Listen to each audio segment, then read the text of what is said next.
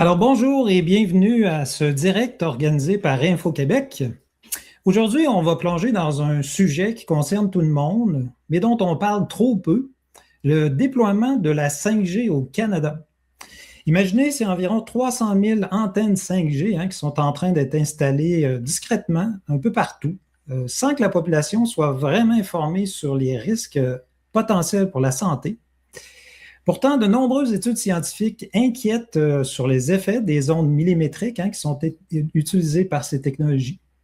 Et tout ça vient s'ajouter aux champs électromagnétiques déjà bien chargés avec le réseau 4G, le Wi-Fi, les Bluetooth, même Starlink. Alors, quels sont les dangers potentiels de ces technologies pour notre santé? Comment peut-on se protéger au quotidien? Et concrètement, qu'est-ce qu'on peut faire face au déploiement de ces milliers d'antennes?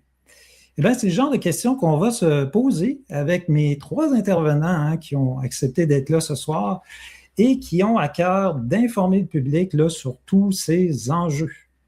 Alors, premièrement, merci à vous trois d'être présents.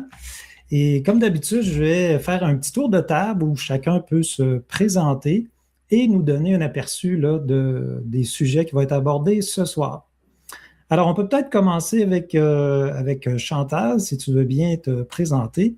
J'ouvre ton micro et on t'écoute.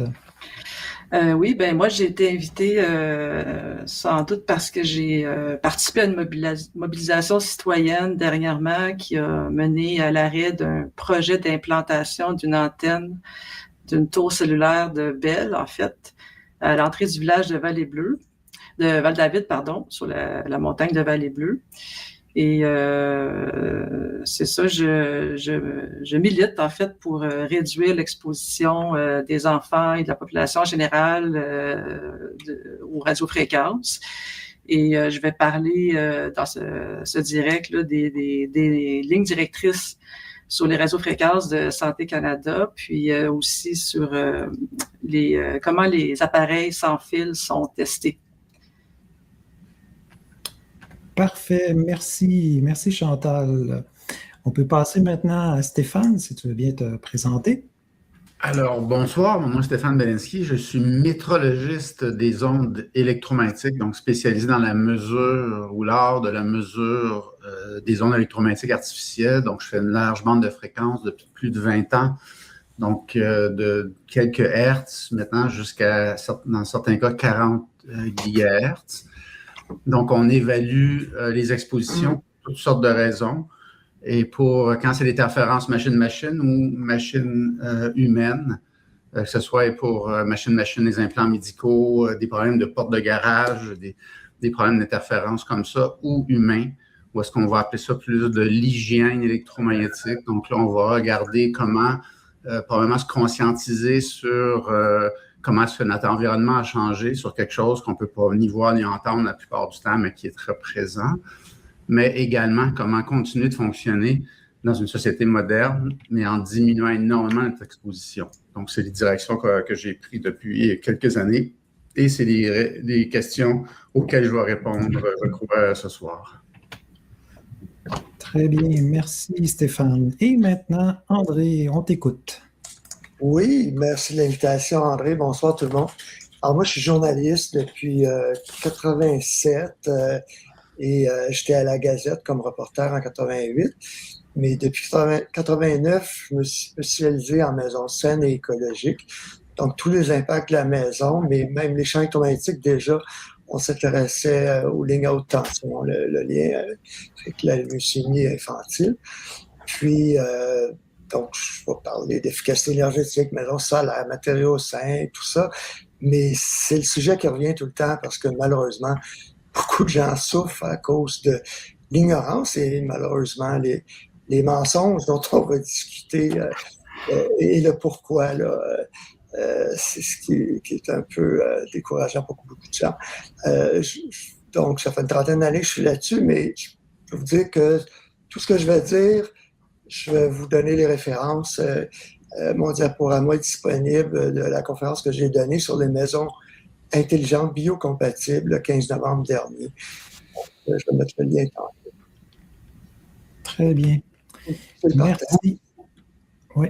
Merci André, merci à vous trois. Donc, on va y aller avec une première question. Stéphane, s'il veut bien nous parler un peu des effets sur la santé. On entend parler de plein de choses à ce niveau-là, mais concrètement ou selon certaines études, là, quels sont les effets connus? Là-dessus, ce que j'observe, ce que j'ai étudié depuis longtemps, parce que j'étudiais ça avant de faire ce métier-là, c'est une panoplie d'effets, en fait un effet domino, où est-ce qu'on va empêcher quelque chose de respirer comme il faut, puis là, mais tous les effets secondaires à court, moyen et long terme vont pouvoir apparaître ou vont aggraver déjà des conditions préexistantes. Donc, autant que ça que quand c'est des interférences pour des implants médicaux, on va retrouver des interférences similaires dépendamment des systèmes. Mais pour les humains, ça va être beaucoup de problèmes de sommeil, des dépressions, des diabètes de type 2 qu'on sait qui peuvent être aggravés. On sait maintenant que ça affecte les mitochondries. Il y a beaucoup d'études là-dessus. Tout ça, ça vient entre autres d'études de bioinitiatives, mais il y en a de nombreuses récemment là, qui ont démontré ça, dont le docteur Polirou récemment, avec une autre étude sur les effets, le mécanisme d'effets biologiques suite à des expositions qu'on considère normales, mais qui, en fait, quand on compare au niveau environnementaux ou naturel, sont vraiment pas normaux. Là, c'est vraiment extrême. Là. Donc, on va avoir de la fatigue journalière, vu qu'on dort moins bien, ça coupe le sommeil profond, des maux de tête, des problèmes du système immunitaire, les allergies qui vont augmenter, des malaises en général, des problèmes de mémoire, des problèmes de raisonnement, surtout chez les jeunes, des taux d'attention rétrécis. Beaucoup d'enjeux, en fait, qu'on connaît en ce moment sont liés à l'explosion des antennes dans notre environnement qui n'existaient pas il n'y a pas si longtemps. Là, et on parle de... En fait, les quelques centaines de milliers d'antennes que vous parlez dans le site sont en fait conservatrices par rapport à la réalité de ce qu'on a dans l'environnement en ce moment.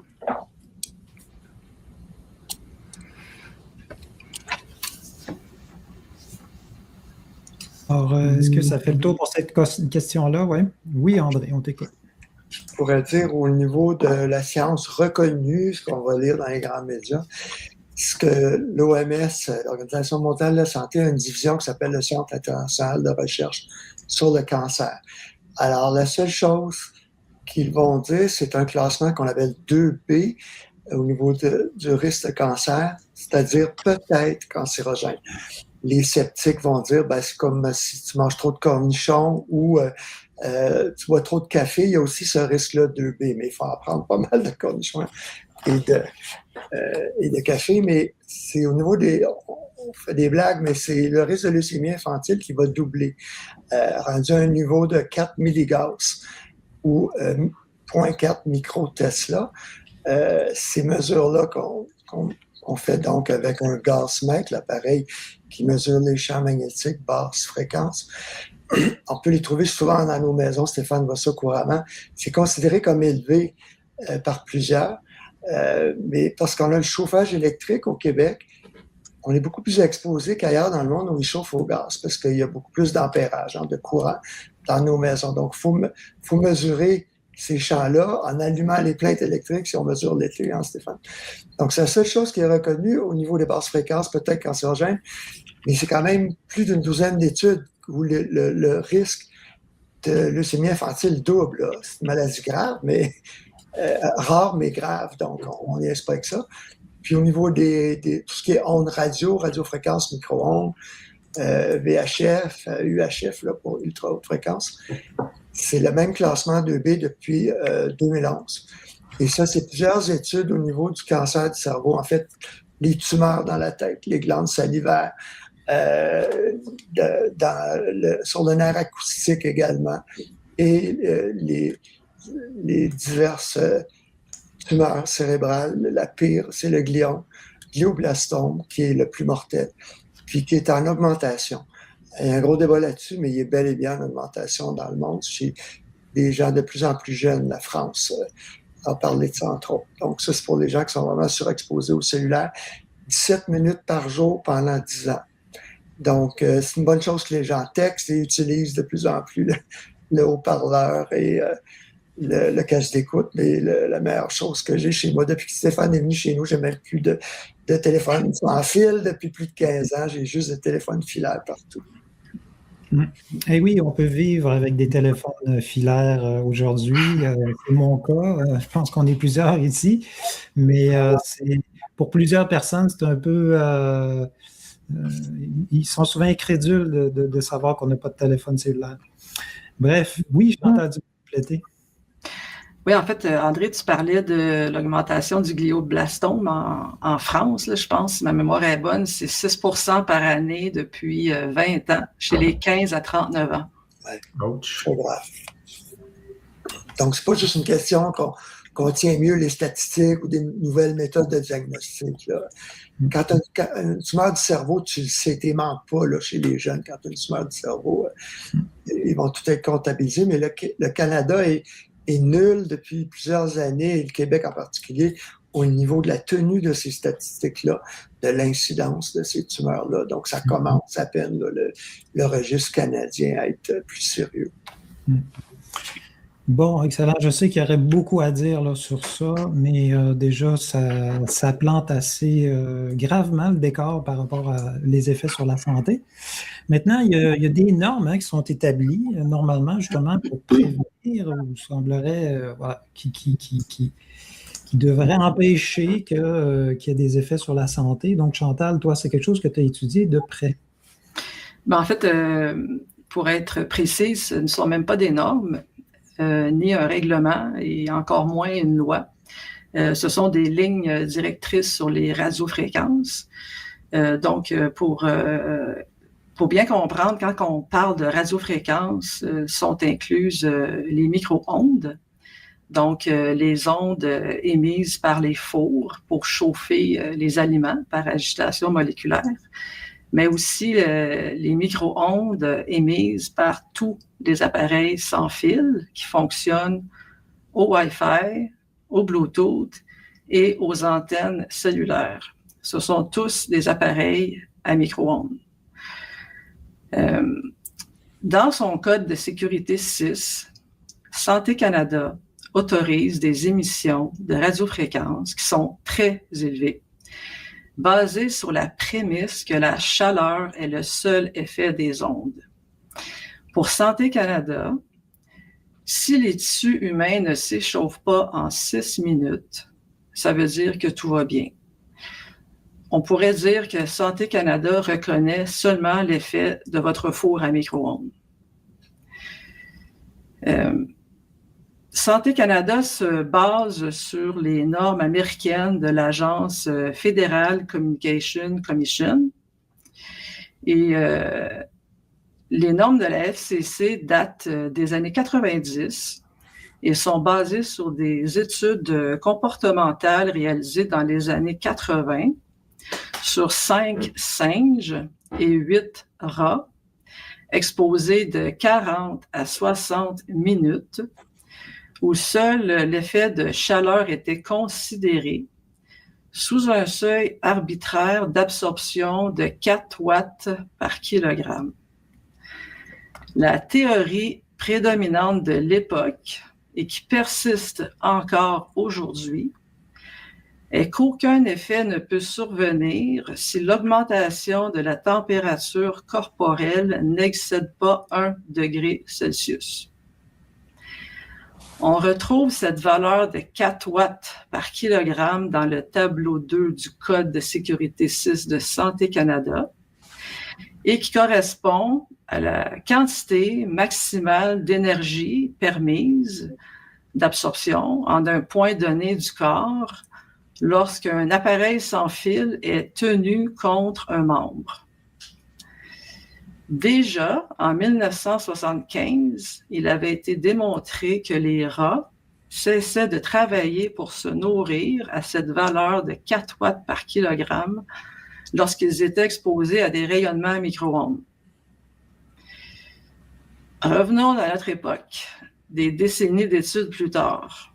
En 2012, 29 scientifiques indépendants provenant de 10 pays ont produit un rapport, tantôt Stéphane en a parlé, le rapport Bio-Initiative, qui démontre des effets biologiques autres que la chaleur à des valeurs très faibles et à des valeurs autorisées par notre gouvernement. J'ai ici quelques exemples qui proviennent de la charte de ce rapport, quelques exemples d'effets biologiques qui mènent à des problèmes de santé. 0,0035 watts par kilogramme. Donc, on est loin du 4 watts par kilogramme. On a des lésions dans l'ADN, ce qui fait qu'on augmente le risque de cancer. 0,004 à 0,008 watts par kilogramme. On est encore très loin du 4 watts par kilogramme. On a une fuite dans la barrière hémato-encéphalique. Donc, on laisse les virus et les bactéries atteindre le cerveau.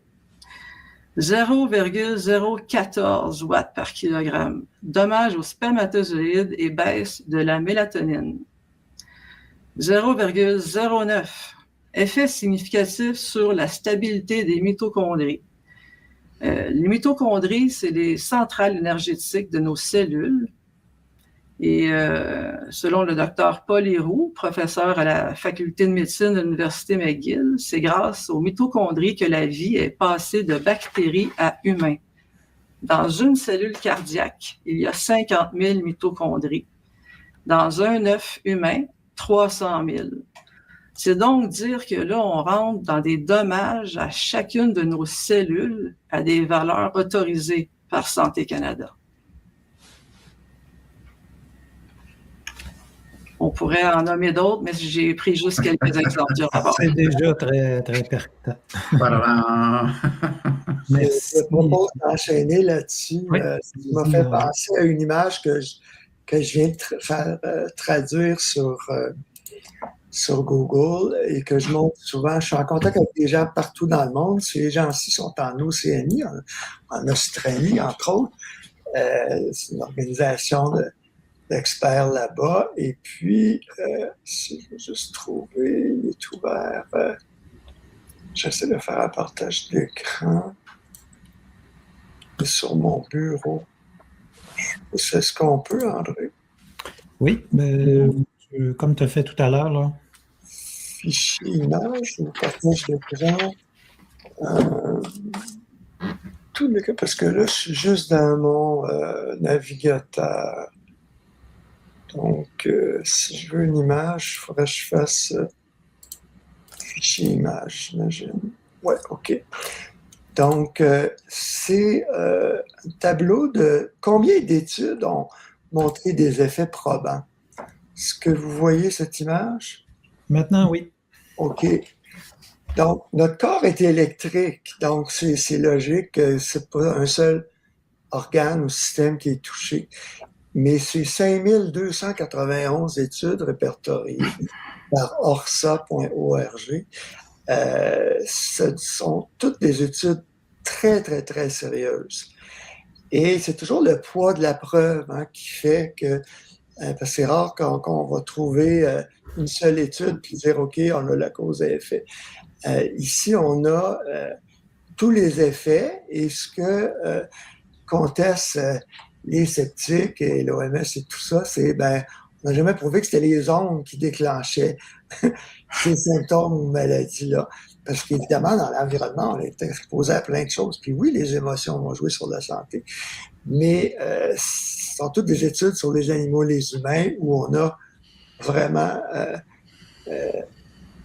soit causé en laboratoire ou vu avec des études biostatistiques qu'on appelle épidémiologiques.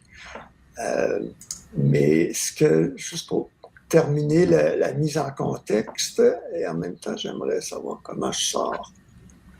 Tu veux que je enlève ça? Comment je reviens, ouais. Oui. OK. Ce qu'il faut comprendre, c'est que depuis que l'électricité existe, les gens réagissent à l'électricité. Les premiers professionnels affectés, c'était les opérateurs de télégraphe. Et donc, à chaque invention, et ça, on peut lire sur mon site maisonscène.ca ou acheter le livre L'arc-en-ciel invisible, l'histoire de l'électricité et de la vie, une traduction d'un livre américain The Invisible Rainbow. Et donc, il raconte tout ça, c'est fascinant. Mais, par exemple, la minute qu'il y a eu des antennes radio et le radar et tout ça, et la plus grande hypocrisie, c'est que les militaires et les industriels le savent depuis le début. Donc, encore, ils vont dire, on n'a pas de preuve de cause-effet. Mais en fait, tous les pays nordiques européens ont déclaré en l'an 2000 que l'intolérance aux ondes, c'est une maladie professionnelle. C'est un handicap reconnu en Suède, entre autres, même ici par les commissions des droits de la personne. Mais il n'y a jamais eu de jugement, ça ne s'est jamais rendu aux tribunaux québécois ou canadiens des droits de la personne, mais en France et dans d'autres pays, il y a eu reconnaissance de l'électrosensibilité. Mais les pays nordiques, ce qu'ils ont dit, le Conseil des ministres, c'est les symptômes disparaissent dans les environnements non électriques. Alors, c'est pour ça qu'il faut réduire son exposition et la mesurer. Merci, André. Tu peux peut-être enchaîner justement sur l'OMS, Santé Canada. Qu'est-ce qu'ils font, en fait, au niveau de la régulation? OK. Alors, moi, quand j'ai commencé, j'étudiais journaliste à Concordia, puis j'écrivais pour l'Université Concordia. Même après mon cours, je continuais d'avoir accès à leur bibliothèque. Puis, ils avaient une publication formidable qui s'appelle Microwave News, qui est publiée par Louis Slesson, S-L-E-S-I-N, à New York, qui doit avoir 90 ans, puis publie encore des documents extraordinaires. Et c'est là que j'ai découvert que comment ça se passait à l'OMS au niveau des champs électromagnétiques. Alors, il y a un chercheur qui s'appelle Michael Repacholi, R-E-P-A-C-H-O-L-I, qui est un ancien fonctionnaire de Santé Canada.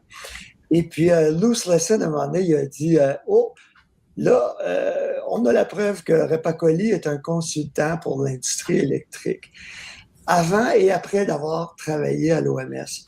Et c'est lui qui a fondé, avant de fonder le programme de recherche à l'OMS sur les ondes, il a fondé ce que l'acronyme anglais, c'est l'ICNIRP, la Commission internationale sur le rayonnement non ionisant.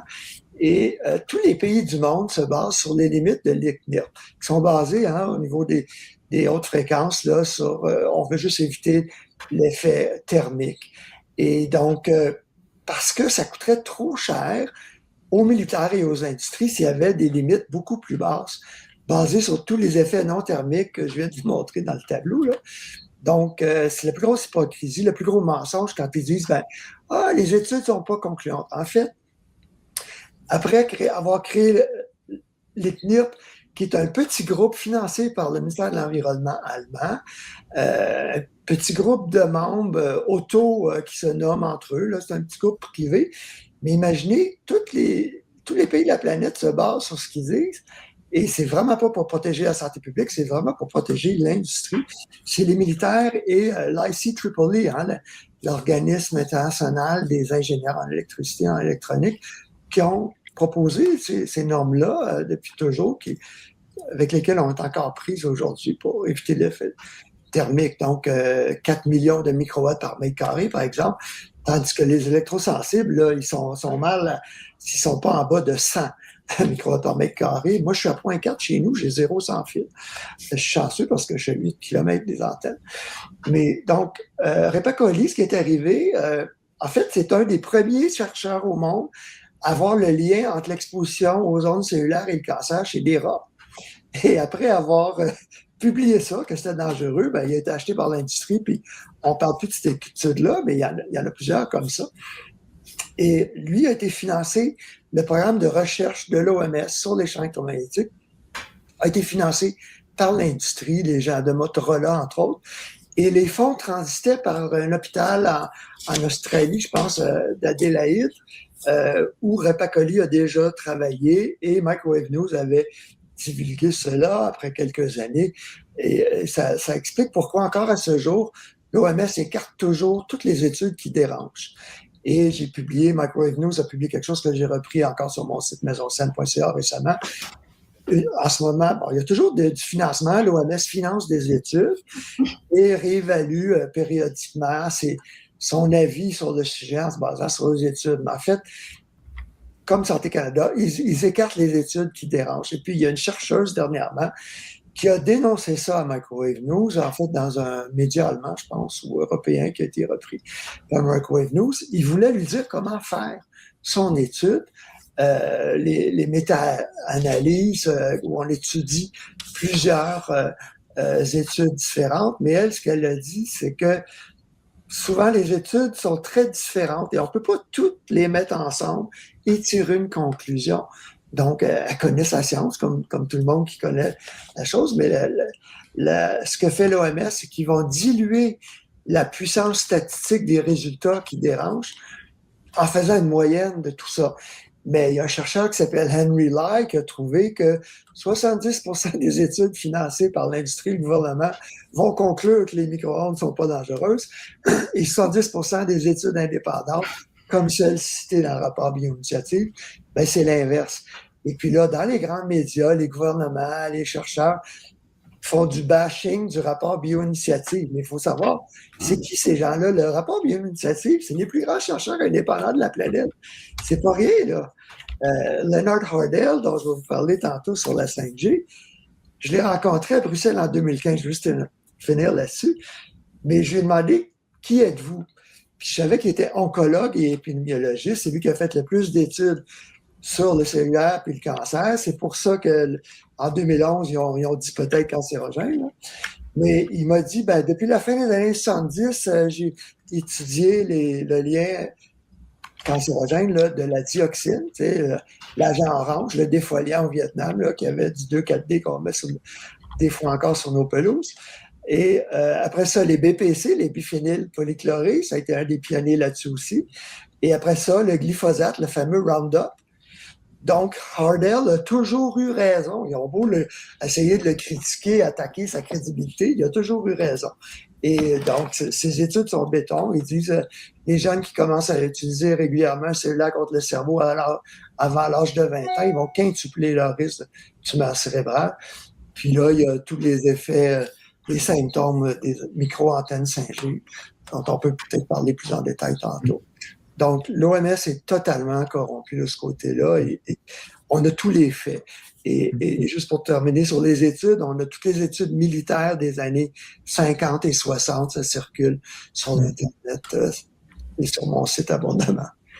Bon, merci André. J'ai mis dans le chat aussi le site dont tu parles, Bioinitiative, donc c'est assez facile à trouver, bioinitiative.org, donc qui est vraiment une ressource de base là, avec plein d'informations. On t'écoute, Chantal, tu voulais compléter? Oui, en fait, j'aimerais revenir parce qu'André, André Fauteux, tu parlais des deux groupes, l'ICNIRP et le IEEE, sur lesquels à peu près tous les pays dans le monde se basent pour leurs normes. Corrige-moi, mais c'était à la base des ingénieurs qui ont dicté les normes. Donc, pour bien comprendre, on parle de la santé.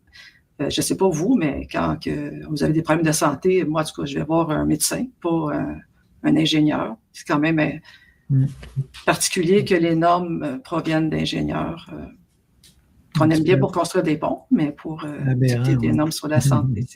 C'est plus pour protéger les appareils. C'est ça. Bon, justement, les appareils, tiens, Chantal, tu voulais nous parler un petit peu comment est-ce qu'ils sont testés, ces fameux appareils. Vous nous avez parlé en tout cas des règles ou des normes, mais il y a une grande variabilité, je pense, au niveau des appareils aussi. Hein. En fait, les appareils sans fil qui sont vendus au Canada sont testés dans des laboratoires américains, donc dans des conditions contrôlées, selon les critères de l'agence américaine Federal Communication Commission. Et c'est testé sur un mannequin en plastique qu'on appelle SAM, pour spécifique anthropomorphique mannequin.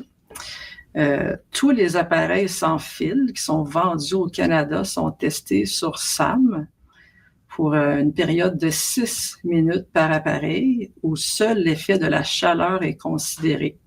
On inclut là-dedans les jouets et les moniteurs pour bébés. SAM est rempli d'un liquide homogène et est basé sur un homme de 6 pieds 2, de 220 livres, ce qui représente environ 3% des utilisateurs de téléphones cellulaires. Sam n'a pas de yeux, n'a pas de muscles, pas d'os, pas de tissu. Sam n'a aucune structure vivante. On peut donc dire que Santé Canada ne tient pas compte des usages réels des appareils. Je connais personne qui utilise son appareil seulement 6 minutes. Tient pas compte non plus de l'exposition chronique et de la multiplication des objets connectés. Santé Canada ne tient pas compte non plus des milliers d'études indépendantes validées par des pairs qui démontrent des effets biologiques autres que la chaleur à des valeurs très inférieures aux valeurs autorisées par les gouvernements. Et SAM ne tient pas compte des enfants. Pas SAM, mais la Santé Canada ne tient pas compte des enfants qui absorbent beaucoup plus les rayonnements. On parle par exemple, de 2 fois plus dans le cerveau et 10 fois plus dans la moelle osseuse. Donc, on pourrait résumer en disant que Santé Canada se base sur l'agence américaine FCC qui se base sur un mannequin en plastique qui n'a aucune structure vivante. Santé Canada nous dit, et là, ça vaut la peine que je le cite, que si un petit enfant exposé en continu à de multiples sources de radiofréquences n'aurait aucun effet nocif sur sa santé. Alors, comment peuvent-ils dire ça après qu'on sait comment les appareils sans fil sont testés? Ensuite, on a l'industrie qui nous dit que on suit les normes de la FCC. Puis, on a un rapport de 29 scientifiques indépendants, le rapport Bio-Initiative, qui nous dit « Les limites de sécurité publique actuelles sont trop élevées de plusieurs ordres de grandeur. » Donc, ça fait le tour un peu sur comment sont testés nos appareils. J'ai une petite image ici juste pour qu'on se fasse une idée de SAM.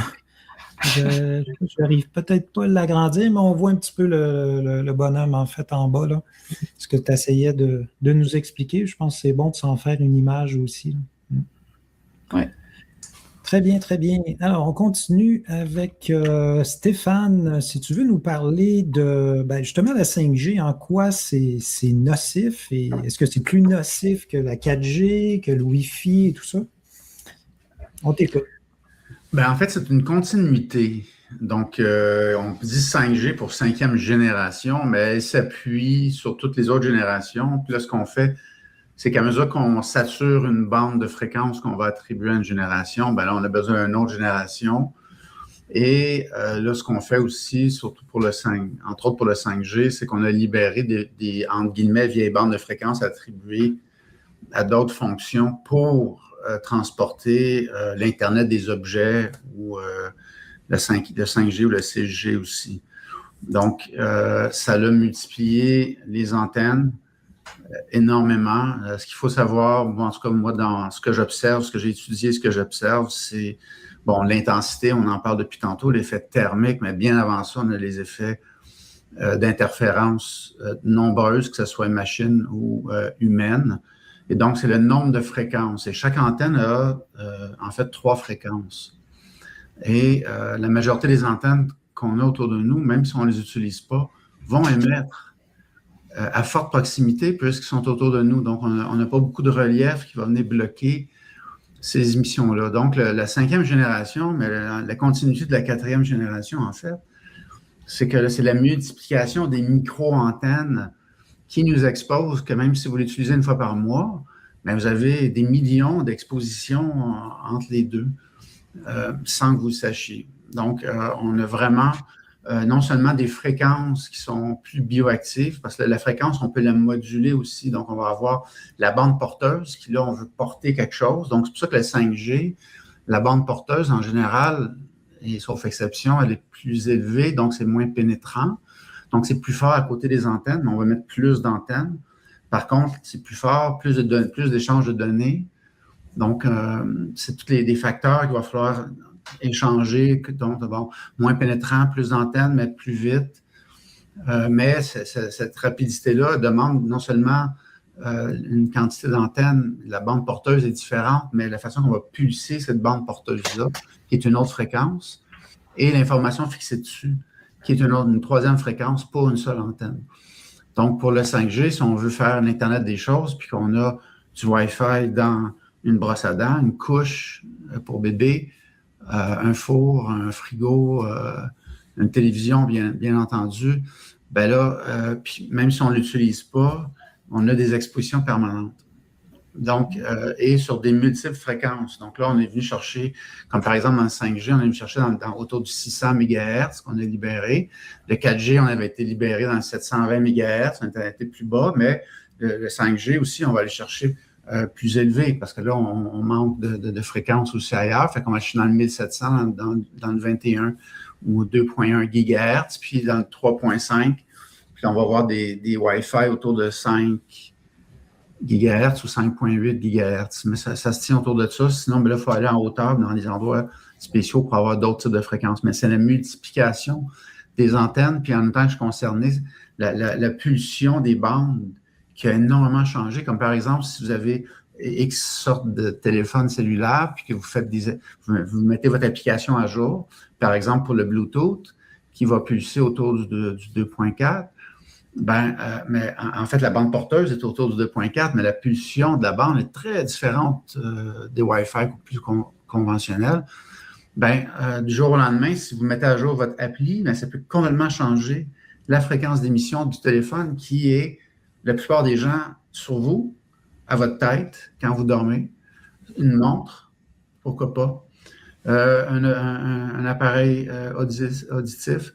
Donc, et là, de plus en plus, dans certains implants, on va inclure des trucs. Donc, on va mettre des antennes qui vont être en permanence. Donc, pour avoir un signal, comme par exemple les compteurs à émission radiofréquence qu'Hydro-Québec utilise, c'est ça qu'on a eu, qu'on a gagné comme l'option de retrait, parce qu'on parlait de pas loin de 4000 émissions par jour par compteur pour une facturation de 60 jours. Donc, qu'est-ce qui se passe dans toutes ces autres émissions-là d'informations et autres types? On peut en parler longtemps, mais c'est que là, c'est des expositions qui se traduisent au niveau mesurable sur notre peau, sur nos cellules vivantes qui fonctionnent à des fréquences proches de ces fréquences-là. Et non seulement c'est la multiplication de ces antennes-là, mais ces ondes-là vont réfléchir un peu comme quand vous prenez votre bain ou vous lavez les mains dans un lavabo, puis là, vous laissez l'eau calmer, puis là, vous échappez une goutte. Là, vous voyez les ondes aller partir. Là, c'est un Wi-Fi. Puis là, quand les ondes rencontrent les parois, ils reviennent. Donc là, ça fait d'autres fréquences que même les scientifiques peuvent même plus calculer sur une feuille. Puis que moi, je peux constater, j'appelle ça des effets Warble, tout ça, des effets d'harmonique, des effets d'induction, des effets d'harmonique qu'on va retrouver, qu'on ne pensait jamais retrouver. Puis c'est la combinaison d'antennes. Et on n'est pas dans l'effet thermique encore, quoique si vous embrassez un Wi-Fi moderne qui se vendent en ce moment, on est dans l'effet thermique. Là. Fait que ça serait au moins de mettre un avertissement sur les emballages pour pas, même si vous aimez votre dispositif, de vous tenir à distance. Donc, c'est vraiment la multiplication des fréquences et aussi ces fréquences-là changent la donne. Ils rebondissent différemment, ils pénètrent ou passent à travers les murs différemment. Les protocoles de connexion sont différents, l'information est différente, les expositions sont permanentes. Et donc, dans une maison, quand moi j'ai commencé mon métier, avait peut-être 0 antenne, le Wi-Fi commençait à se déployer.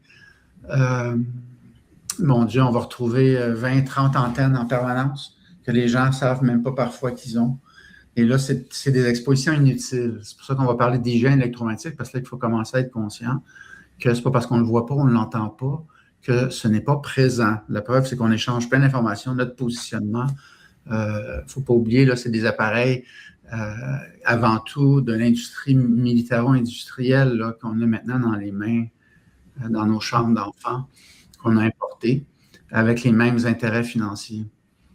Donc, il faut là maintenant mater la bête, qui est relativement facile avec les trucs, les capsules, entre autres, que j'ai fait gratuitement sur YouTube, sur l'hygiène électromagnétique, qui est le sujet, où est-ce qu'on va apprendre à utiliser nos dispositifs indispensables, mais en diminuant l'exposition et en évitant indirectement la 5e génération, la 6e génération, parce que là, c'est un acte démocratique en plus, parce que là, c'est pas juste vous. Hein. Vous dites, moi, j'utilise du Wi-Fi, puis combien de fois j'ai vu ça dans les conflits entre voisins, où est-ce qu'un voisin décide de changer son Wi-Fi pour quelque chose de moderne parce qu'il va sur Internet, puis il joue des trucs de violence ou je sais pas quel jeu.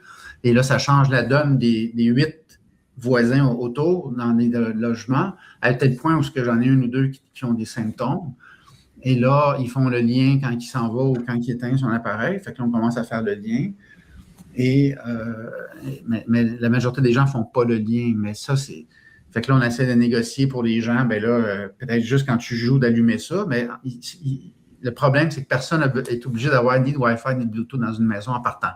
Fait que c'est des besoins que notre société de consommation nous a créés, qui sont complètement inutiles. Là, on s'est laissé hypnotiser par toutes les belles images, puis la société futuriste qu'on va avoir de toute façon, mais c'est peut-être pas les Jetsons, là, où est-ce que tout est micro-ondé. Et en fait, on habite dans une maison dite moderne, domotique, mais qui, en fait, au lieu d'avoir l'ordinateur très intelligent, qui est très pratique, mais dans une boîte à côté de nous, on pense qu'on peut arriver à habiter avec notre biologie qui elle-même a des champs électromagnétiques très faibles. On pense qu'on peut transformer nos maisons, nos villes, nos pays en ordinateurs gigantesques. On sait déjà depuis, comme je le disais tantôt, André, depuis les années 50 que c'est pas possible et qu'on fait fausse route là-dessus. Ça n'empêche pas qu'on a une avenue technologique à exploiter, mais ça, maintenant, c'est de faire intelligemment, un peu comme quand j'étais plus jeune, j'étais au cégep, puis qu'on fumait la cigarette dans des classes non ventilées.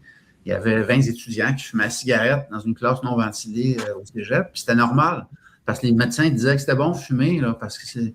Puis là, ben là, aujourd'hui, c'est impensable, mais si on verrait le Wi-Fi, le Bluetooth, même dans notre maison, on rentre une nouvelle télévision, puis là, vous avez soudainement 5 antennes actives, même quand vous ne regardez pas la TV, pour la TV, dédiée à la télévision. Fait que là, ça, c'est de l'abus que malheureusement, les gens, on ne voit pas, on n'entend pas, mais que le 4G, le 5G, le confinement nous a amené à changer nos habitudes sociologiques, nos habitudes de communication ont explosé et c'est une bonne chose, mais il y a une grande différence entre communiquer à travers nos appareils que tout le monde a, mais emprisonner le signal dans un fil et l'étendre partout sur nous, notre peau, notre environnement, nos enfants, nos bâtisses. Il y a des études qui démontrent que certaines bâtisses peuvent se dégrader plus rapidement à cause des champs électriques. Là, ça n'a plus de bon sens. Comment est-ce qu'on met des millions d'antennes sur l'île de Montréal? Si on calcule les micro-antennes, on en met dans les véhicules pour l'antivol,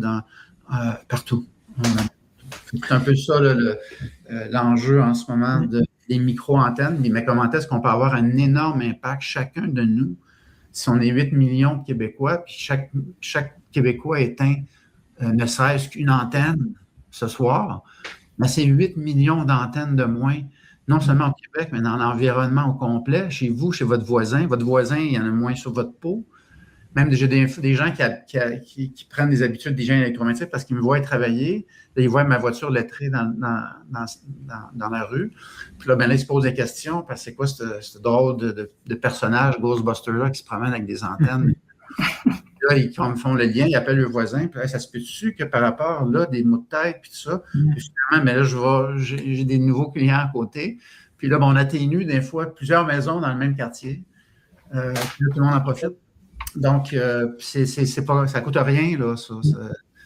On va y revenir peut-être pour justement les moyens de protection. Donc, on résume un petit peu ce que tu viens de nous dire, c'est-à-dire qu'il y a une multiplication d'ondes qui sans doute augmente de façon exponentielle depuis les dernières années.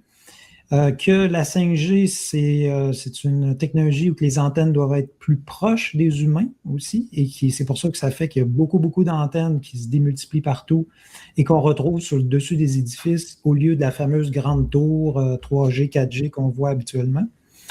Et donc, tout ça s'additionne, et que ça a des effets sur sur notre santé, mais qu'on n'est pas toujours conscient parce qu'on ne les voit pas, les foutues ondes. Hein, c'est ça aussi. À partir du moment qu'on a un détecteur, hein, c'est ton métier, je pense qu'on est quelques-uns à l'avoir ici. À partir du moment qu'on a un détecteur d'ondes, ben, ça nous permet de prendre conscience, de conscientiser en fait ce qui nous entoure. Et à partir de là, on peut faire des choix, bien évidemment, comme fermer le Wi-Fi et autres. Là. Merci pour tout ça, Stéphane. Ben, on va y aller effectivement avec André. Tu voulais ajouter quelque chose, puis après, ben, je vais avoir une autre question pour toi. Ouais, j'ouvre ton micro. Donc, avant de parler des solutions, je veux juste mentionner, je ne sais pas si j'ai partagé, mais cette semaine, il y avait l'émission 60 Minutes à CBS qui suit le dossier des armes non létales avec des micro-ondes, des diplomates, des militaires qui se font zapper par les Chinois, les Cubains, les Russes, ça remonte aux années 70 à ce qu'on appelait le signal de Moscou. Il y a 3 ambassadeurs qui sont morts du cancer parce qu'ils se faisaient vraiment zapper volontairement. Puis là, on appelle aussi le syndrome de Havane, hein, c'est ça, là? Il y a plusieurs noms, mais il y a eu le signal de Moscou, il y a le syndrome de la Havane, puis le syndrome du micro-ondes ou la maladie des ondes radio, des micro-ondes. Dans les années 50, les Soviétiques, tous les pays de l'Est ont ouvert des cliniques pour traiter les civils et les militaires qui étaient malades parce qu'ils étaient surexposés au radar, des choses comme ça. Puis là, cette semaine, donc 60 Minutes qui suit le dossier des diplomates qui sont malades, il y a des diplomates canadiens aussi. Si je partage l'écran. J'ai écrit au journaliste parce que je me demandais s'il a fait le lien avec le grand public. Parce que là, on parle d'armes létales achetées de bandits. Là, ça se cache dans un sac à dos. Ça a coûté 15 millions de dollars à la CIA acheter ça d'assassins russes. Mais les symptômes sont les mêmes que ce dont se plaignent les électrosensibles.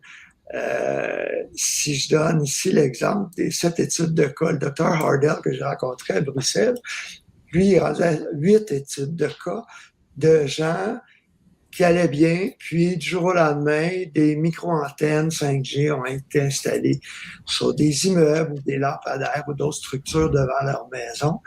Et puis là, ils ont eu les symptômes les plus fréquents, donc les problèmes de sommeil, maux de tête, fatigue, irritabilité, problèmes de concentration, perte de mémoire, détresse émotionnelle, dépression, anxiété, panique, des douleurs, des brûlures et les symptômes cardiovasculaires. Ça, c'est vraiment pas à négliger parce que on voit de plus en plus de jeunes. Il y a la toxicologue ontarienne McDallas qui avait parlé de ça dans les écoles avec le Wi-Fi, des jeunes qui vont avoir des palpitations, de la tachycardie, là, on ne voyait pas ça avant. Là.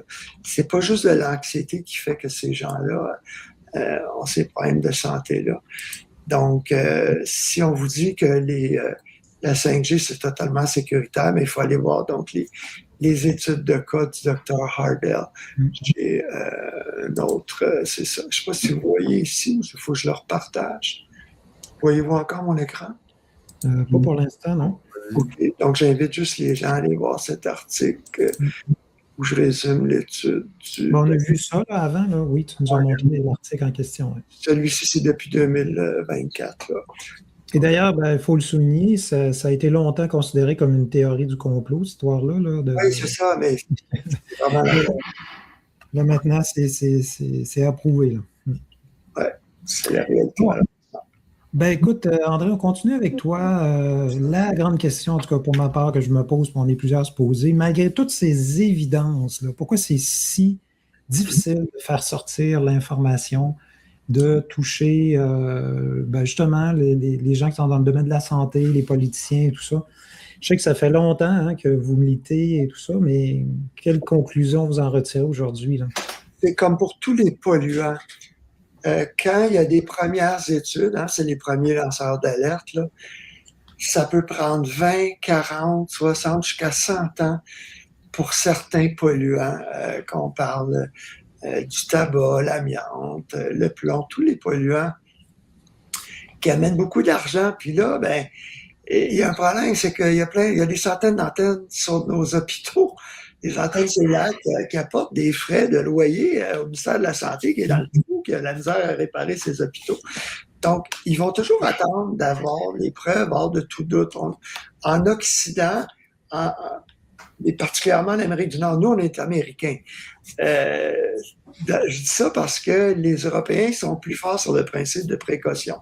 Je vous donne un exemple, par exemple. Depuis 2015, il y a une loi en France qui a un titre long comme le bras là, sur la sobriété par rapport aux ondes. Ils ont interdit le Wi-Fi dans les garderies, tout endroit où séjournent les enfants, je pense, de 3 ans et moins. C'est une loi nationale.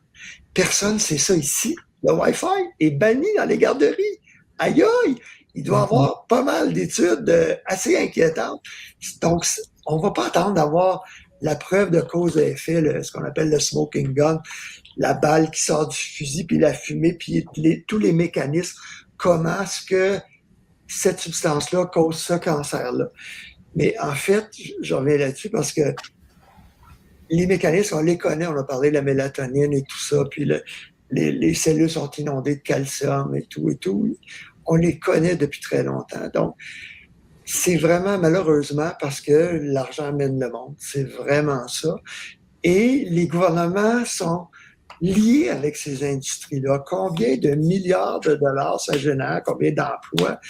Les antennes cellulaires, les téléphones cellulaires, tout ce qui est sans fil, c'est du gros cash. Et puis, mais c'est ça, il faut écouter voir ce qui se fait. Le gouvernement français fait quand même beaucoup d'études là-dessus, mais malheureusement, là, à cause de la 5G, ils ont remonté tout récemment, les pays d'Europe remontent leur limite d'exposition, qui était beaucoup plus sévère, jusqu'à 100 fois plus sévère que les limites canadiennes. Mais nous, c'est vraiment main dans la main avec les Américains de ce côté-là, malheureusement. Très bien. Merci pour ta réponse. Il y a toute la pression, je pense, aussi de l'information privée qui est vendue. Donc, ça fait une pression économique en plus de la pression économique de la vente de médicaments. Et ça, il y a beaucoup d'intérêt. McDonald's veut savoir que vous aimez leurs spéciaux le samedi soir là, à tel endroit. Donc, ils ont votre positionnement et tout ça. Donc, ça, je pense que c'est une autre grosse pression économique qu'il y a pour ne pas dévoiler en fait la vérité que les gens ont le droit de savoir. Merci. Alors, écoutez, face à tout ça, on voit cette industrie qui avance. Hein. Je parlais de 300 000, il semblerait que c'est très conservateur, antenne qui s'installe de plus en plus au Canada. Et donc, ça se peut qu'une antenne soit installée ou est sur le point d'être installée dans votre quartier. Et donc, peut-être qu'on peut aborder le sujet de qu'est-ce qui est possible de faire parce qu'on a un cas d'exemple à Val-David et Chantal était aux premières lignes par rapport à ça. On t'écoute. Qu'est-ce qu'il faut faire? En fait, il faut être à l'affût parce que ça se passe très vite. Puis, la première chose qu'il faut faire, c'est lire ce qu'on lit jamais dans les journaux, là, les avis publics ou à peu près. Parce que l'obligation des entreprises est pour aviser la population où serait projetée une antenne, c'est de publier une annonce dans un journal local, de publier un avis public pour que les gens soient au courant, mais peu de gens lisent les avis publics. Il faut aussi aller ou écouter en ligne les conseils municipaux. Souvent, les élus, ils doivent recevoir notamment une notification du promoteur. On peut l'apprendre aussi dans les conseils municipaux. Et si on n'est pas au courant de ça, très peu de gens vont l'être parce que Innovation, Sciences et Développement économique Canada, donc l'organisme qui légifère sur l'installation d'antennes, demande aux promoteurs d'avertir les gens dans un rayon de 3 fois la hauteur du mât d'une antenne. Donc, dans le cas de Val-David, l'antenne projetée était de 30 mètres. Donc, on a un rayon de moins de 100 mètres en sommet de montagne. Ça fait pas beaucoup de monde en sommet de montagne. On n'a pas beaucoup de monde d'habitude qui habite au sommet de montagne. Donc ici, il y avait 6 résidents qui avaient été avertis de manière officielle par Bell. Si j'avais pas assisté, par exemple, au conseil, je l'aurais jamais su parce qu'un des propriétaires a fait une pétition là, aux gens autour, puis est arrivé au conseil municipal pour déposer sa pétition. Donc, un coup qu'on sait ça, ben là, il faut se mobiliser en groupe parce que tout seul, on peut à peu près rien faire. Mais en groupe, on peut faire signer des pétitions, on peut contacter, il y a un organisme là, qui nous a beaucoup aidé ici. Là, c'est un organisme canadien qui s'appelle C4ST, l'acronyme, mais c'est Canadian for Safe Technology. Ce sont des gens qui sont souvent bénévoles là, pour aider avec la réglementation parce que c'est assez complexe quand même. Là, quand on commence à étudier ça, c'est beaucoup de détails, puis il y a des délais à respecter. Le promoteur a tant de jours, après ça, la population a tant de jours pour répondre. Il y a comme un jeu de ping-pong là, entre la population et le promoteur. Et c'est ça, cet organisme-là, c'est Frank Clegg. André Photo, corrige-moi, c'est Craig, je pense son nom, l'ancien président de Microsoft Canada qui a, dans le fond, parti de cet organisme-là. Et ça nous a beaucoup aidé. Nous, là, si eux n'avaient pas été là, on n'aurait pas pu faire tout ce qu'on a fait. Là, sûrement qu'on serait passé à côté. Donc, c'est principalement les étapes à ne pas oublier, là, parce que ça se fait très vite. Un coup que la municipalité a donné le permis aux promoteurs, il n'y a pas moins de possibilités d'arrêter le projet. Et donc, tu veux nous raconter un petit peu là, qu'est-ce qui est arrivé justement dans votre région là, par rapport à tout ça? Oui, en fait, c'est ça. Bell projetait d'installer une tour sur le sommet de la montagne de ski Vallée-Bleue avec 12 antennes. Là, on s'est mobilisé à 3 par an. Là, on a démarré une pétition manuscrite, surtout parce que ça a beaucoup plus de poids de déposer une pétition manuscrite qu'en ligne. On a fait les deux, en fait. On a fait signer des gens de la communauté puis des environs, parce qu'il y avait beaucoup de monde quand même de l'extérieur qui viennent à Val-David, mais de la région. Et on a contacté le maire, j'ai parlé au maire, on les a avertis parce que dans le fond, quand il y a eu le changement d'administration, en fait, pour faire une histoire courte, Bell a envoyé sa notification aux résidents le 28 octobre dernier, donc à quelques jours des élections. Et suite à ça, le conseil, en fait, c'est pas le conseil, mais le maire, c'était le nouveau maire. Donc, arrivé au pouvoir, là, il faut qu'il prenne connaissance de tous les dossiers. Il y a ici un gros dossier qui s'appelle la Sapinière. Là. Peut-être que vous en avez entendu parler, mais c'est assez gros. Donc, il faut qu'il prenne connaissance de tous les dossiers. Là, le temps file dans la période de consultation du promoteur. Là, les délais avancent. Puis là, c'est au conseil municipal que j'ai su qu'il y avait ce projet-là. Il en a parlé. Puis monsieur le maire a dit, monsieur Rochelot, lors de la séance du conseil du 18 novembre, qu'il ne pouvait rien faire. Alors, c'est ce qui circule souvent. Les élus pensent qu'on ne peut rien faire parce que c'est vrai que ultimement, c'est le fédéral qui décide, mais les élus ont le pouvoir de décision de première instance. Donc, c'est eux qui décident si le projet a lieu ou pas. Et si jamais ils décident que non, c'est sûr que le promoteur peut faire appel à ISDE, puis demander appel, puis c'est le gouvernement fédéral qui va décider ultimement. Mais dans le cas qui nous concerne à Val-David, Bell ne pas chercher à faire appel à notre connaissance. Là. C'est sûr que là, je ne suis pas dans les secrets des dieux, mais on a compris qu'ils cherchaient un site ailleurs. Donc, ça s'est passé un petit peu comme ça. Il y a eu des échanges avec Bell, des questions posées. Ils ont répondu, pas toutes, mais ils ont répondu à des questions puis pour la santé, je dois dire que c'était des réponses frivoles. Ça voulait absolument rien dire. Ça disait seulement de se référer au Code 6, alors qu'on sait que le Code 6 protège pas vraiment la population parce qu'on parle d'effet thermique pour une période de 6 minutes. C'est ça. Finalement, le conseil de Val-David voté à l'unanimité contre le projet. Excellent. Ouais. Bravo. Pour moi, c'est presque une triple victoire. Il y a déjà celle-là. Il y a le fait d'avoir fait reculer Bell, mais dans l'ensemble, moi, ce que je trouve super dans ce que tu racontes, c'est que ça fait connaître, je dirais, tout ce qui concerne l'implantation de ces fameuses antennes et les effets pour la santé, etc., etc., ce qui est rare. Donc, bravo pour ça. Je pense que c'est un bel exemple à suivre, en tout cas, qui pourrait être multiplié dans d'autres municipalités parce qu'on en entend parler. D'ailleurs, je pense qu'il y a quelqu'un en dessous du live de ce soir qui disait qu'il se passait quelque chose au niveau de Lévis, mais je n'ai pas compris ce que c'était. Et sans doute que plein d'autres villes, en fait, qui pourraient certainement s'en inspirer. Gervais, d'ailleurs, oui, Bromont a travaillé. Okay, Bromont, ouais. Ouais.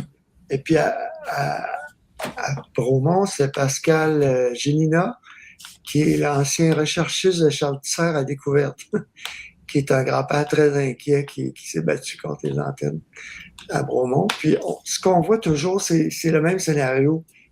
Dans les endroits où les gens sont plus fortunés, plus éduqués, ils vont monter aux barricades plus rapidement. Alors, les télécoms, ils n'ont pas pu en installer une à Pointe-Claire, ils cherchent une autre ville, puis ils essaient d'en passer une ville. Ce qu'il faut comprendre aussi, c'est la valeur des propriétés est menacée. Qui veut acheter une maison à côté d'une tour? De moins en moins de gens. Mais même à San Francisco, c'est le berceau de tout ce qui est électronique, la Silicon Valley, il y a des gens qui ont des condos en pleine ville qui valent 2-3 millions de dollars. Puis là, sur un poteau de téléphone, ils leur foutent une antenne 5G à 10 pieds de leur fenêtre de chambre. Ces gens-là, ils sont pas très, très heureux. Alors, quand les avocats se mettent de la partie, souvent, ils veulent pas rentrer là-dedans et surtout, ils veulent pas de la mauvaise presse. Alors, appelez vos journalistes locaux. Les journalistes nationaux vous prendront pas au sérieux, mais beaucoup d'élus locaux, il y en avait une centaine qui étaient contre les compteurs intelligents avant qu'Hydro-Québec arrive main dans la main avec les gens de la santé publique pour raconter des histoires, des sornettes, que c'était pas dangereux. Ils sont pas fous, là, les élus municipaux. Ils vont vous écouter. Le maire de Val-d'Or était vraiment déjà informé. Il y avait un de ses proches qui était électrosensible, d'ailleurs. Intéressant. C'est 10 à 20% la valeur de ta propriété. Ah oui. Elle peut chuter, là, quand même. C'est de l'argent, ça. Oui. Effectivement. Il y a aussi les cartes. Je ne l'ai pas mentionné, mais on a constaté, on a regardé la carte interactive du provincial qui démontrait que la couverture cellulaire était bonne dans le secteur. Donc, les gens qui signaient la pétition, ils ne comprenaient pas pourquoi il y avait une antenne projetée à cet endroit à l'entrée du village. La couverture était bonne, puis on a vérifié même avec les principaux fournisseurs de la région, les données étaient bonnes dans l'ensemble du secteur. Fait qu'il y avait, s'il n'y avait pas de besoin, on n'a pas besoin. Effectivement. André, tu es en train de faire apparaître une carte. Tu voulais la montrer? Je vais vous mettre l'adresse de la carte. Oups, tu l'as effacé. Je vais mettre dans le chat. Le chat public qui est où? Dans le commentaire. En commentaire, oui. Participer au chat. Oui, c'est important de se rappeler, je pense que pour avoir le 911 puis le service de base, ça prend peu d'antennes avec peu d'exposition. Donc, c'est un discours que j'ai entendu trop souvent lors des nombreuses conférences que j'ai faites à l'époque où l'industrie disait ça prend une troisième antenne pour maintenir le 911, le service d'urgence, puis c'est absolument faux. Mais beaucoup de gens croient ça encore, comme beaucoup de gens croient que Wi-Fi égale Internet, surtout les jeunes. Mon Dieu, pas de Wi-Fi, pas d'Internet, c'est la panique instantanée. Alors que Wi-Fi est une façon d'aller sur Internet, mais il y en a d'autres. Tout à fait. Bon, écoute, on peut peut-être continuer avec toi, Stéphane, si tu veux nous parler de comment se protéger finalement dans la mesure du possible. Et je pense qu'il y a plusieurs alternatives là, que tu peux nous présenter succinctement, parce que je sais que c'est ton métier et que tu offres des services à ce niveau-là, mais on t'écoute. En termes de sans fil, parce qu'il y a la dimension basse fréquence magnétique, basse fréquence électrique, électricité sans fil. Donc, en termes de sans fil, la première chose, c'est celle qui coûte le moins cher, essaie de se discipliner pour diminuer notre utilisation des antennes et désactiver les antennes inutiles qu'il y a autour de nous, refuser d'acheter des produits ou faire des choix d'achat de produits qui ont des options avec fil, ou qu'on peut désactiver les antennes, se plaindre quand on ne peut pas désactiver les antennes. C'est bien important parce que votre impact, comme je disais un peu plus tôt, il n'y a pas de petits gestes à 8 millions d'individus ou à 8 milliards. Si on regarde pour la planète, chaque individu ramasse une vidange par jour en allant au magasin, mais ça fait 8 milliards de moins de vidanges par jour qu'il y a dans l'environnement.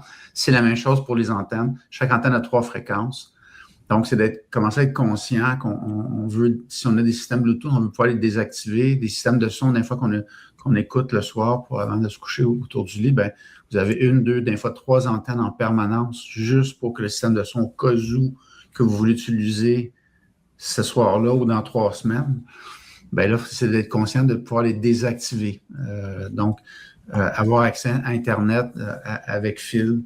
Donc, là, non seulement vous diminuez votre exposition personnelle, ce qui est très important, parce que même si vous avez beaucoup de réseaux que vous pouvez voir sur votre dispositif, que ce soit une tablette, un téléphone cellulaire, peut se connecter à Internet avec fil.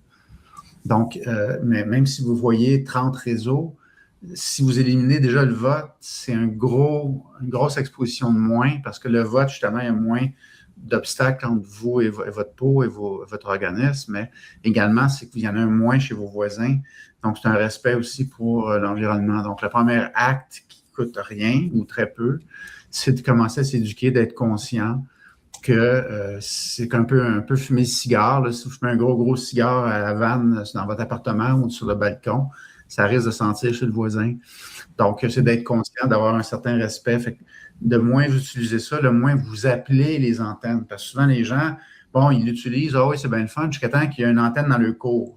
Ah, là, ça ne fait plus leurs affaires, parce que là, ils entendent sciller, ils ont des trucs. Et là, ça ne fait plus leurs affaires. Par contre, ils ont utilisé intensivement le sans-fil, donc ils ont donné énormément d'argent à la compagnie. Puis là, la compagnie a décidé dans tel quartier, j'ai tant de gens à servir. Puis le PAF là, justifie économiquement d'installer des antennes.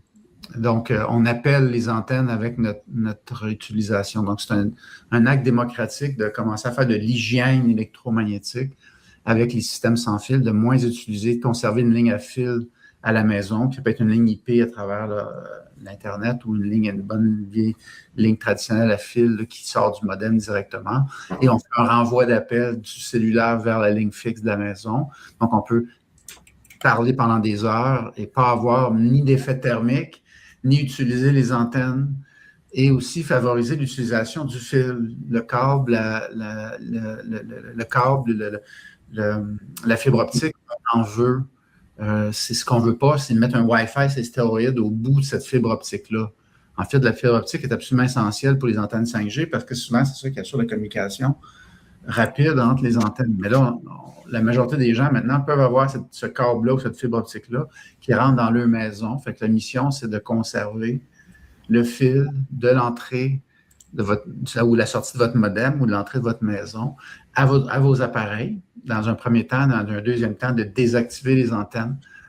Et malheureusement, il y a beaucoup de produits maintenant que même s'ils sont éteints, les antennes sont actives 24 heures sur 24.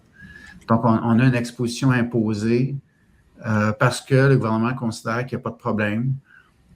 En fait, c'est honteux de faire ça, mais ça demande qu'il faut que le citoyen ou la personne doit faire plus d'efforts pour être conscient que non seulement il faut filer, mais désactiver les antennes et être conscient, parfois on est trompé sur les télévisions, certaines imprimantes, certains autres appareils, on va arriver dans le menu, désactiver les antennes Wi-Fi, désactiver les antennes Bluetooth, mais en réalité, l'antenne n'a pas été désactivée physiquement, on la mesure encore au niveau de l'exposition physique.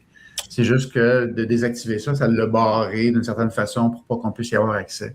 Mais qui en a encore accès, qui bénéficie encore de cette information-là, quand on sait que toutes ces antennes-là, même s'ils sont barrées entre guillemets, se parlent entre eux, relèvent votre positionnement. Donc, c'est vraiment des systèmes. Donc, ça, c'est la première acte, je dirais, c'est de donner le moins d'argent possible à cette industrie-là, tout en restant très moderne. Je vous parle sur un ordinateur qui est tout branché, qui est câblé dans la rue.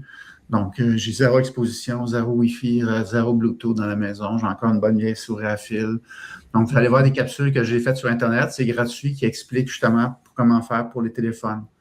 Donc, ça, c'est la première chose à faire. Puis, donc, le consommateur a beaucoup à dire. Ça ne paraît pas, mais ça a un gros impact. Chaque individu qui fait ça, chaque fois que vous en parlez à des gens, ça a un gros impact parce qu'on diminue globalement notre exposition, on diminue la demande. On augmente notre vie privée parce que plus il y a des gens qui utilisent ça, là, maintenant, si vous utilisez des trucs comme Alexa ou des trucs comme sur Apple, une autre fonction, là, Siri, ben, ils vous enregistrent 24/24 partout, peu importe ce que vous faites. Là.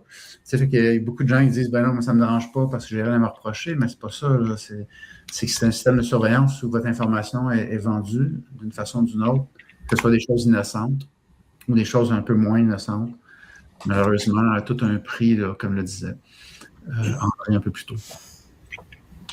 Fait qu'à part de ça, ben, c'est de ne pas appeler les antennes, mais là, si on a l'autre domaine, une fois qu'on a arrêté d'en créer, arrêté d'encourager ça, c'est si on est imposé. Là, les gens, des fois, se rendent compte qu'ils voient une antenne apparaître ou qu'ils n'avaient pas vu qu'il y avait une antenne qui passait à travers d'un building ou d'un relief.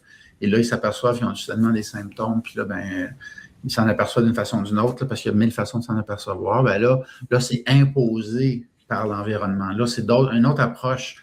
Et moi, mon approche, elle est technique. La majorité des produits qui se vendent en ce moment, malheureusement, sont ésotériques, dans le sens où c'est des trucs très dispendieux souvent qu'on va acheter, des pyramides, des trucs, des formes, des pierres, et qui sont censés baisser tous les effets ou annuler tous les effets délétères de toutes les mon Dieu, les 100 symptômes qu'on connaît d'exposition que certaines personnes peuvent connaître.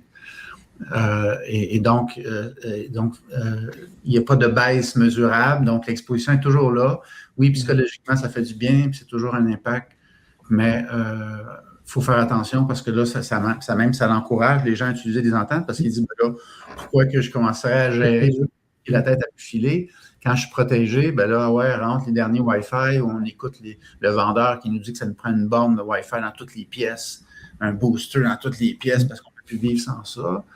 Puis là, ben là, on embarque là-dedans, puis tranquillement, ben, on se ramasse buzzé. Ben, en dehors de ça, ben là, c'est là, vous avez un voisin peut-être qui subit ça aussi et qui a peut-être des symptômes suite à ça. Donc, ce voisin-là, moi, mon approche, elle est mesurable. Donc, c'est scientifique, technique. On va mesurer, on va baisser les expositions, baisser le nombre de fréquences, mais également les intensités. On va travailler sur les deux pour avoir souhaitablement, puis je dirais que mon taux de succès était autour de 70%. J'aimerais ça être suivi par des médecins. Je l'étais à l'époque. Mon taux de succès à éliminer les symptômes que les gens ont suite après nous avoir appelés. Donc là, c'est d'autres techniques, des rideaux, des peintures, donc il faut faire attention. Ça, c'est un autre sujet que je peux répondre aussi, mais qui est plus long, quand il faut se protéger des menaces environnementales suite à des agressions, que ce soit la plupart du temps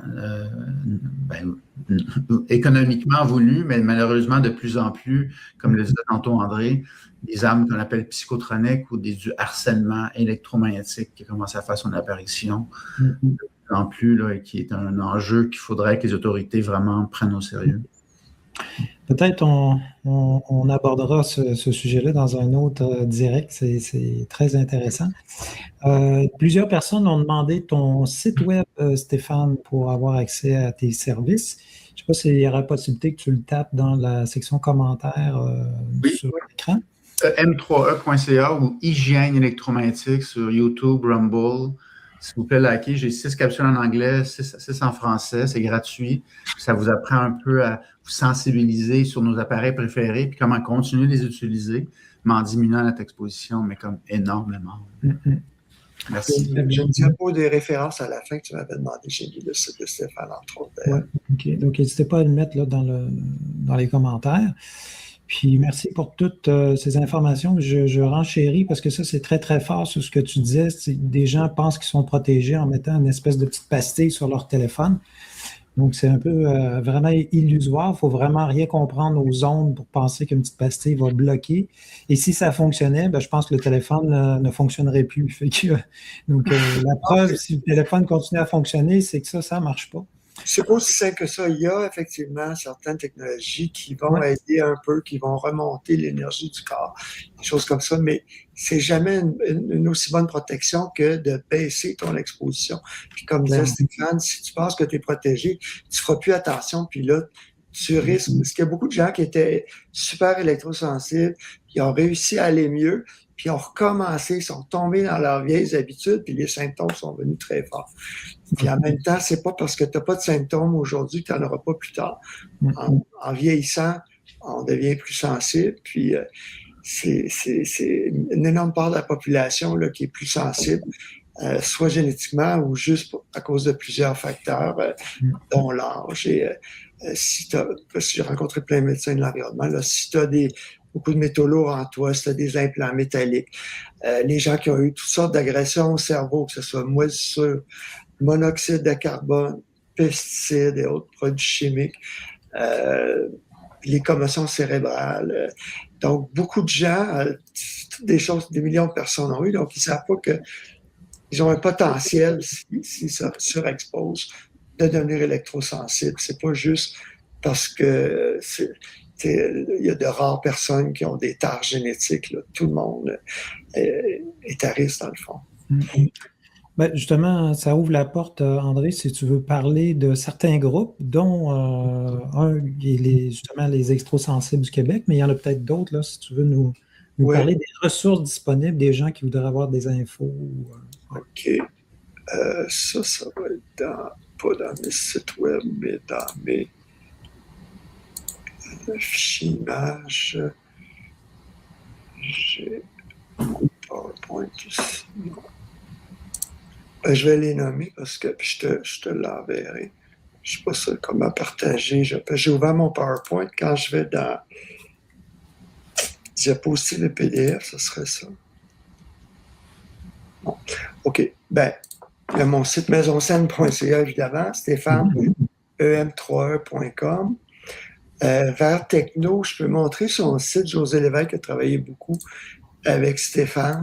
C'est un technicien en téléphonie qui est tombé très, très malade. Les gens m'ont dit que c'était le pire cas qu'il avait vu. Je ne sais pas si tu es d'accord, Stéphane. Dans le sens que son nez saignait, il y avait plein de sang dans les yeux. Et puis, donc, il est encore technicien, mais lui, il câble les maisons. Il a câblé ma maison, entre autres. Ben, c'est un des fondateurs du regroupement des électrosensibles du Québec. Il en a fait une mission de dire, mon Dieu, qu'est-ce qui se passe? D'ailleurs, c'est suite à une rencontre, parce que là, les gens, souvent, avant d'appeler les Ghostbusters ou les exorciseurs, là, ils appellent moi, là, parce que c'est peut-être des ondes. Puis là, ben, comme bien des gens, ils ont commencé à découvrir que quand ils baissaient son exposition, les symptômes disparaissaient. Donc, oui, c'est un des fondateurs là, du Rescue. Ouais. Donc, une des choses qu'il fait, c'est qu'il va mettre des câbles Ethernet.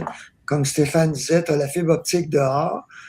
Puis là, dans la maison, moi, ce qui rentre, ben, c'est un câble coaxial, hein, comme pour le câble, la télé. Mais à partir de mon modem, j'ai du câble Ethernet, comme le gros fil de téléphone, là, mais plus gros, Ethernet, RJ45, qu'on appelle. Donc, je l'ai dans mon bureau à l'étage. On perce le plancher, on va au salon, on perce le plancher, on va dans le bureau de ma blonde au sous-sol. Alors, on est câblé partout. Puis je dis toujours aux gens, si tu es dans ta maison, pourquoi veux-tu du sans-fil? Est-ce que tu te promènes? Tu es sur Internet, j'imagine que tu dois être assis sur ton ordinateur ou ta tablette. C'est bien plus fun que sur un cellulaire. Alors, pourquoi voudrais-tu du Wi-Fi qui est plus lent, moins cybersécuritaire, puis qui est dangereux pour la santé? Pourquoi tu voudrais être sur une tablette qui n'est pas câblée? Est-ce que les gens ne savent pas qu'il y a des adaptateurs que José vend, que tu peux brancher justement ton iPad sur ton modem avec un adaptateur? Donc, il y a plein de choses qu'on peut faire comme ça facilement. Puis au niveau des autres références, ben, il y a un médecin que j'ai connu, une Californienne, c'est Physicians for Safe Technology, le site mdsafe.org. Puis elle, comme l'Environmental Health Trust aussi, HTRUST.org, c'est vraiment parmi les meilleurs sites anglophones pour trouver toutes les politiques internationales, toutes les études sur la santé, plein de choses comme ça. Et puis, appeldeparis.com avec des traditions. Paris.com. C'est le colloque que j'ai couvert à Bruxelles en 2015.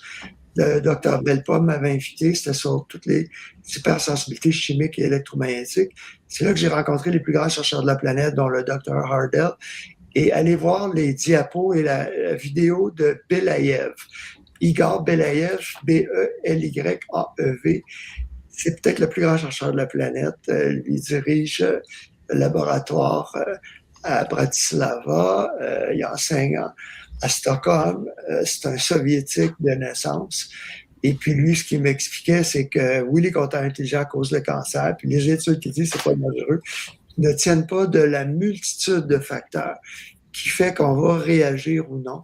Juste le fait de prendre des antioxydants, entre autres, c'est une chose qui va aider. Au niveau des groupes d'aide, donc il y a électrosensibilitéquebec.com, qui est le rassemblement Électrosensibilité Québec. José Lévesque de Verre-Techno est le vice-président. Et puis, en France, il y a Priartem, Priartem, qui est un excellent site également. Et puis, il faudrait que je te mette dans le partage. J'ai pas réussi à me connecter tantôt pour partager. Tu as vu, André, que j'ai mis un lien. Puis je vais J'ai mis quelques adresses dans le chat, mais je pense que les gens pourront trouver des références de toute façon sur les sites de Stéphane, la Maison du 21e siècle. Il y en a d'autres que j'ai mis, là, Physician for Safe Technology et autres. Vous pourrez partager, s'il vous plaît, la carte des antennes puis l'IMF Medical Conference. OK. Rapidement, parce qu'on arrive à la fin. Là, je viens de mettre, si tu veux le mettre public, je ne sais pas comment le mettre. Il y a la coop Solidarité aussi qui existe pour les électrosensibles récemment, là, qu'on a mis sur pied avec cette mission-là qui est à Montréal. Oui, le site web. Oui. Le site web, c'est quoi? Coop Solidarité. Je pourrais vous l'envoyer, il faut que je vérifie. Très bien. Ben, écoutez, je pense qu'on va peut-être arriver à la fin. J'aimerais faire un dernier tour de table avec un mot de la fin de chacun. Et des options possibles, c'est les gens qui voudraient aller un petit peu plus loin, soit dans la protection, la recherche ou quoi que ce soit. Fait qu'on va y aller avec celle avec qui on a commencé ce soir. Chantal, si tu as un petit mot de la fin pour les gens qui nous écoutent. En fait, compte tenu que je pense que j'ai été invitée pour la mobilisation citoyenne, je dirais que en groupe, on peut faire beaucoup de choses. Nous, à Val-David, on est 3 parents qui avons initié une pétition, mais il y a plusieurs citoyens qui se sont greffés à nous. On était 8. Et finalement, il y a des gens qui ont travaillé vraiment très fort dans l'ombre. Puis c'est grâce à la mobilisation, dans le fond, qu'on arrive à des actions concrètes. Parce que finalement, l'industrie, même s'ils peuvent faire appel au final au fédéral pour implanter quand même leur antenne, ça fait pas une bonne presse si les citoyens sont contre. Puis les élus sont à l'écoute de plus en plus, on dirait, puis au courant aussi qu'ils ont un pouvoir de décision. Donc, communiquer aussi avec les élus, c'est très important là, pour ouvrir des discussions. Merci Chantal. Effectivement, dans ce domaine-là, il faut se regrouper si on veut avoir une chance d'avoir un poids face à tous ces systèmes-là. On peut continuer le tour de table avec Stéphane. On t'écoute. Ça fait une différence de s'impliquer. Je l'ai vu surtout à l'époque où j'étais en relation avec des politiciens, des gens des différentes entreprises, des citoyens, des regroupements. Et puis, ça fait vraiment une différence que chacun prenne un peu de temps pour mettre du temps dans une cause qui compte pour eux. Et la cause des antennes, ça concerne tout le monde. Et il n'y a personne qui utilise ça juste sur son bord, là, dans le sens où ça déborde toujours. Quand j'utilise un système sans fil, ça déborde toujours sur un voisin ou sur une autre forme de vie qui est l'environnement. Donc, on a maintenant beaucoup d'avantages à s'informer, à en parler.